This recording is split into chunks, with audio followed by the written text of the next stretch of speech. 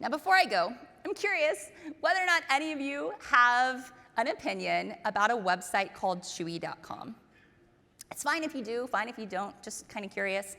I didn't have an opinion about Chewy. I don't think I'd ever even heard of them until my husband and I got our first 2 rescue puppies. Anybody in the room have a rescue, by the way?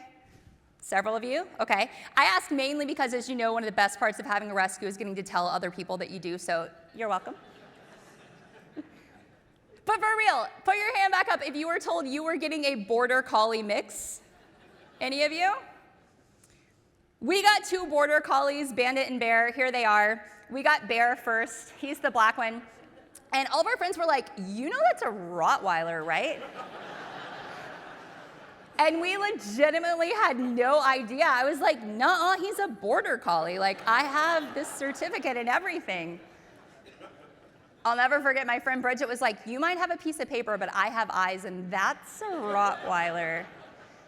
But we really had no idea, and we didn't know that Rottweilers have really sensitive stomachs, so we were back and forth at the vet because he had just been eating like grass and rocks before he went to the rescue, and so every food was making him sick. And finally, the vet said, I want you to try this prescription dog food, which, God bless America, I did not even know that was a thing that we had.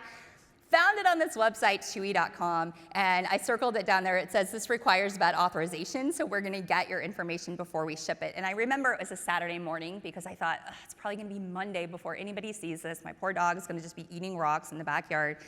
But I went ahead and I sent the prescription with this note. Hello, below and attached, please find the prescription authorization for this order. Thanks, Brittany.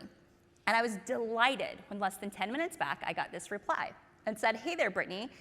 Thank you for sending Bear's prescription directly. I've applied it to your order and everything's set. Once it ships out, you'll get an email confirmation and a tracking number. If you need anything at all, give us a bark. We're here 24/7 to lend a helping paw. Ciao, ciao for now, Kelly. Okay, what are some of the things that you immediately notice about this email? That's right, she uses Bear's name. Because am I writing about a dog? No, I'm writing about my dog, the cutest and most important border collie on the planet. Just like every policy that you're asked about is for what? The most important member or customer that exists. She then goes on to tell me everything I need to know, throws in a couple of dog puns. It's a really pretty solid email, right? In fact, there was really no reason for me to reply to this because she told me everything I needed, but it felt almost rude not to because of how personal the email seemed. So I just sent back a quick note. I said, perfect, thanks so much for the quick response, Kelly. I really appreciate it, and so does Bear. Have a great day, Brittany. And to be honest, I thought that was where the story ended. I thought Kelly and I would just go our separate ways, continue leading our lives. Nope. Kelly wrote back again. She said, absolutely, it's our pleasure. We are so thankful every day for each and every wonderful member of our Chewy family, like you. Please tell Bear we said hello. If you ever happen to snap a cute photo of him enjoying his Chewy goodies, feel free to send it our way. We always love meeting our VIPs. Very important pause. We're 24/7, 365, rain or shine. If you ever need a helping paw or a listening ear, simply bark in our direction. We are always happy to hear from you. Over and snout. How much more did it cost to send this email than what I would have expected to get? $0. The best marketing doesn't cost anything. You can't buy superfans. It is impossible to pay people to love you more.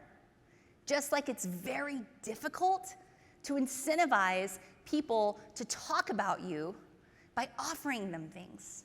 The way you earn advocacy, the way you earn customer-led growth is by showing people that you care, by making that move from commodity provider to category of one. If you had told me I was the kind of person who would have an opinion about where I bought dog food, I would have thought you were crazy. And yet, before I even received that first order, I'm already thinking, this place is pretty cool. I don't even know if Kelly's a real person, you guys. This could be AI. But she feels real to me. Now, if you're a Chewy customer, and I know several of you said that you like Chewy, you know that they do a lot of surprise and delight. They send cards, they send notes. Pretty soon I had everything on auto delivery, so when I looked out one day and saw a small box, I thought maybe it was time for more heartworm medicine or flea and tick medicine, but instead I opened it and found these. Okay, this is weird, but that is exactly what I said when it happened. Chewy sent me hand-painted portraits of Bandit and Bear with a note thanking me for being a Chewy customer. This is what it looks like to be so good that your customers can't help but tell their friends. And I know Chewy does this thousands of times a month. They go viral constantly for things like sending flowers when a pet has passed, sending portraits. You know who doesn't go viral all the time? Every other player in the pet food industry. I'm curious, what's your opinion about Chewy.com? Maybe it's the same as it was a few minutes ago. Maybe it's different. Again, I just ask that you be honest. So before, we had 58 of you who had heard of Chewy but didn't have an opinion. We have now more than doubled the number of you who say you think Chewy is super, and we have almost as many of you who liked it. What happened? What happened to all of that apathy? How did we go from 58 no opinions to 3? What changed? That's right, you heard a story from somebody you don't even know that well, but stories accelerate the path to connection because advocacy overpowers apathy. I told this story recently to several car dealership owners, and somebody in the front row said, "That's great, but how much money do you spend at Chewy? I got people that only spend $25 a month to come through my car wash." And I said, "Okay, so that's $300 a year. How many people come through with kids?" And he said, "I don't know, probably a lot." And I said, "What would it mean if you were to give a Hot Wheels car to every child who came through with their parents? Do you think mom and dad would be more likely to keep that subscription when they see the next credit card statement?" And he said, "I'll try." He emailed me a few days later and said that he had bought 1,000 Hot Wheels cars, which I'm gonna be honest, I didn't know that was a quantity you could buy them at. And so I checked on him a couple months later and said, "Hey, how's it going? Like, it's been a few months. How did it go with the Hot Wheels cars?" And this is his actual email to me. He said, "The Hot Wheels cars were a huge success. My attendants say the kids and parents love them. It really is the little thought that counts. I'm already on my 12th box of Hot Wheels cars, so that's over 12,000 cars in 6 months."